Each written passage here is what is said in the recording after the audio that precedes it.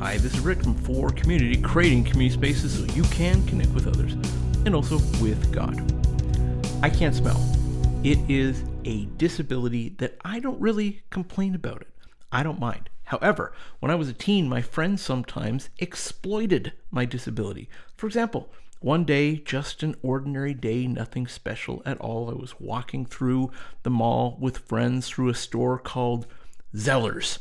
The store is no longer around today, but I've heard several rumors that it might be making a comeback, but who can say?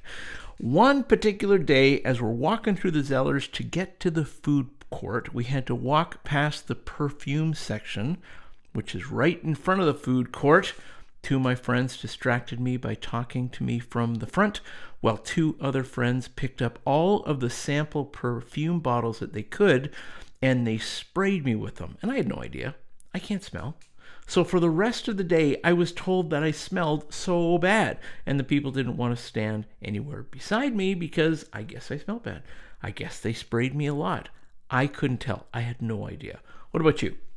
Have any of your friends played a practical joke on you, and you live to tell the story? If you've got a good one, pause the video and share the practical joke your friends played on you with whoever you're watching with. That story about me getting sprayed with all those test perfume bottles is how I wanted to start, because I want to start with the idea that something was put on to me that was really hard to take off. This video is based on my interpretation of Ephesians chapter 4, verses 20 to 24. In this text, we learn something about what was put onto us, and now we need to take it off in order to put something better on. Ephesians chapter 4, verses 20 to 24. But that isn't what you learned about Christ.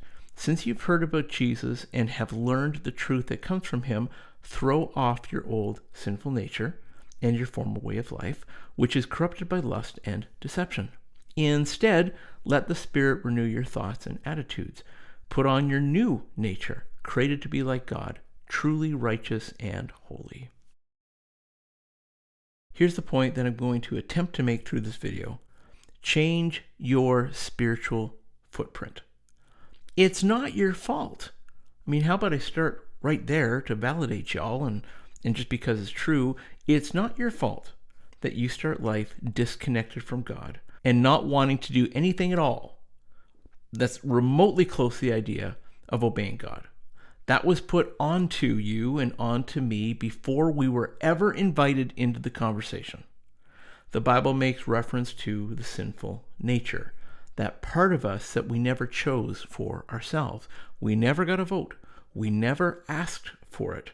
It's a part of us that generally preferences self over God, if we even want to acknowledge God at all.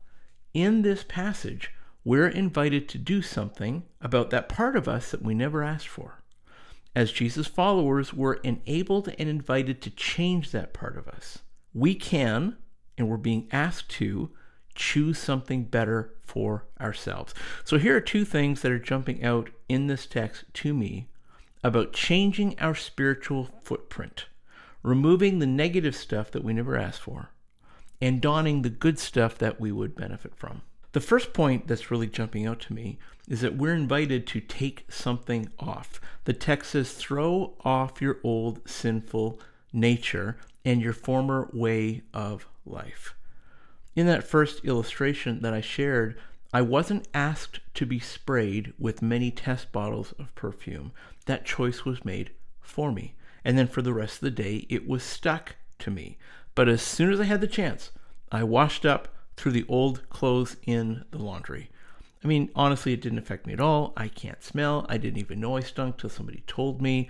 But I saw the negative outcome as people didn't want to come too close to me. It affected other people, even though it didn't affect me. When I got back to my place, I had a choice.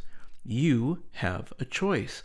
When we come to Jesus, he accepts us exactly as we are. We have no idea how badly we stink, if we do or not. No idea.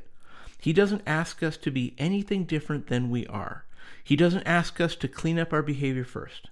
He invites us to follow him, and he receives us and forgives us purely based on our faith. But that's not the end of the story. Let's talk about friends for a moment. I generally accept my friends as they are. But I like them too much to leave them that way. If I see some way that I can help them improve by giving them a heads up, helping them grow, I'm going to give them a heads up. I'm going to help them to grow.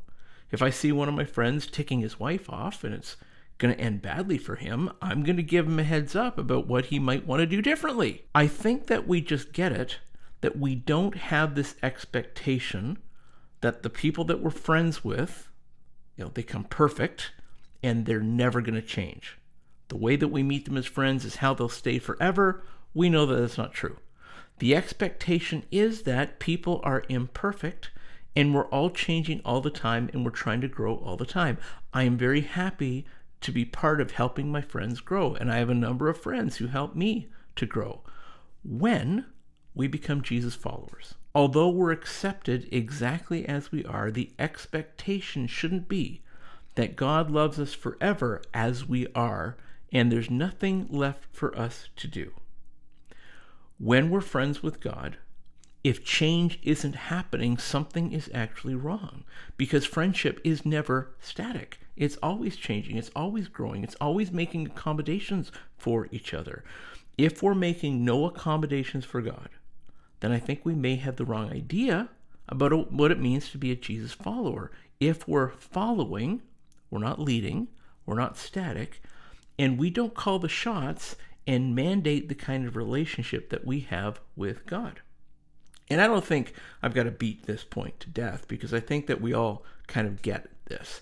When we connect with Jesus, there is this slow change that happens to people as we discern how to grow in our relationship with Jesus.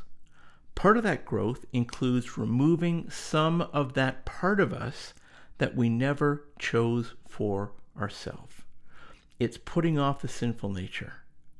It's changing how we came to Jesus, because we didn't come smelling all that great. We came to Jesus smelling kind of stinky. We need to remove the old stuff that we used to do, that we used to be, that's not compatible with God's nature. We remove that stuff so that we can put on things that have a better outcome for us as a Jesus follower, that's more compatible to the friendship with God. So the second thing that's jumping out in the text is not just that we take things off, but there's something that we put on. The text says, put on your new nature, created to be like God, truly righteous and holy. Back to that first illustration, I had to remove the stink that was put on me, and then I put on something that had no stink on it. Of course, I didn't just put on clean clothes on top of the stinky ones. There was a taking off, and then there was a putting on, and that's the illustration that we see in this text. I think there's a lot in this passage that we can really talk about, and I hope we get the chance this Sunday to look at the entire passage, verses 17 to 32, when we meet on Sunday. For now, I'm just going to summarize what I see here. What we're asked to put on is God's own nature. We've got to take off our old nature that we come to Jesus with, and then we need to put on God's nature, his love, his kindness, his respect, his grace, all that stuff that we really like about God. That's what we put on. Whatever it is that you really appreciate about God as a Jesus follower, that's what you're working to put on. Do you love how gracious God has been to you, that he's forgiven you for all the wrong that you've done? Well, that's what you're putting on, so that others experience the nature of God through you. Are you glad that God doesn't yell at you and swear at you for making mistakes? Well, that's what we're taking off. We're taking that off and replacing it with the grace that you love as you receive that from God. Our whole life, we're going to be living in this tension. There's part of us that needs to be taken off, and because we were born with this sinful nature, we never asked for it. It's not our fault, but we've been born with it. It's in our DNA. We got this. So for our whole life, we are going to continually reflect and take parts of the sinful nature off as we continue to put on a nature that looks more like God.